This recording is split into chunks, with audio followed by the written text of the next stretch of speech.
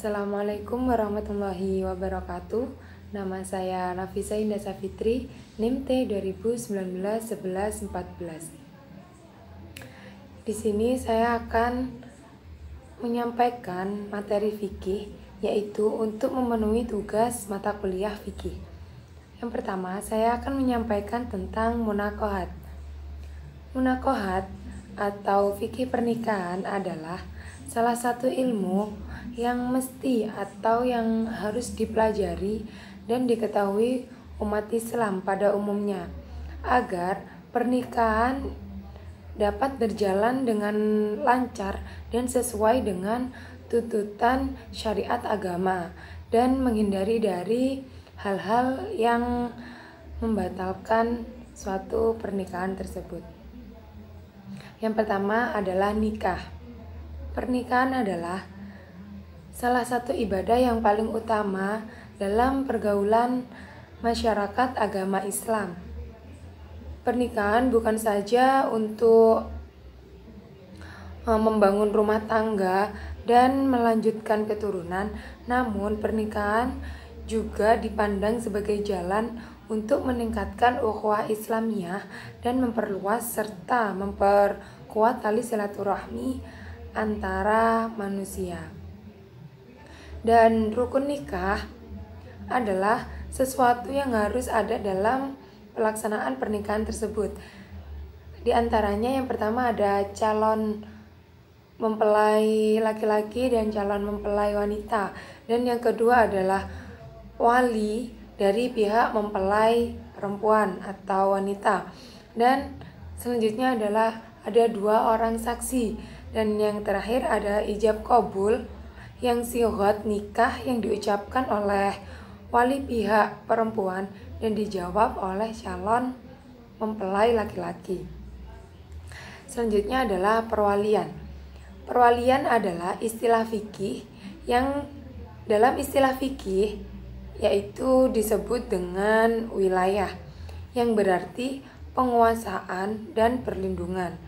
Dengan demikian, arti dari perwalian menurut fikih adalah penguasaan penuh yang diberikan oleh agama kepada seseorang untuk menguasai dan melindungi orang atau barang tersebut.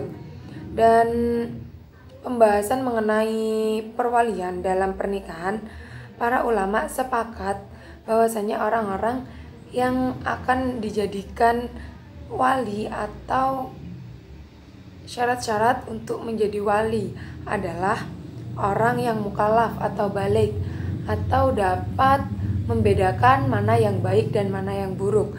Dan yang kedua adalah seorang muslim. Yang ketiga adalah berakal sehat. Yang keempat laki-laki. Dan yang kelima adalah adil. Selanjutnya adalah al-muharramat atau yang haram dinikahi di kalangan wanita. Melalui 3 ayat dalam Al-Quran, yaitu pada surat An-Nisa ayat 22-24 menyebutkan al-muharramat atau yang diharamkan untuk dinikahi dalam kalangan wanita.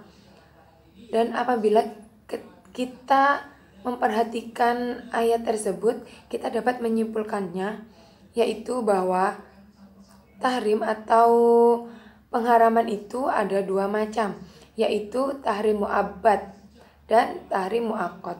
Tahrim mu'abbad itu adalah pengharaman untuk selamanya, sedangkan tahrim mu'aqqad adalah pengharaman untuk sementara.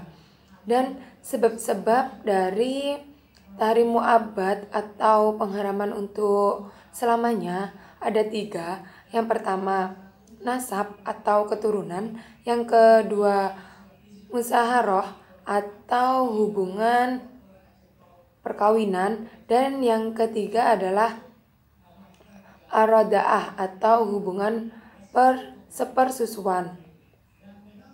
Dan selanjutnya adalah wanita yang diharamkan untuk sementara atau tahrim mu'aqqad. Yang pertama, menghimpun dalam perkawinan 2 wanita yang bersaudara.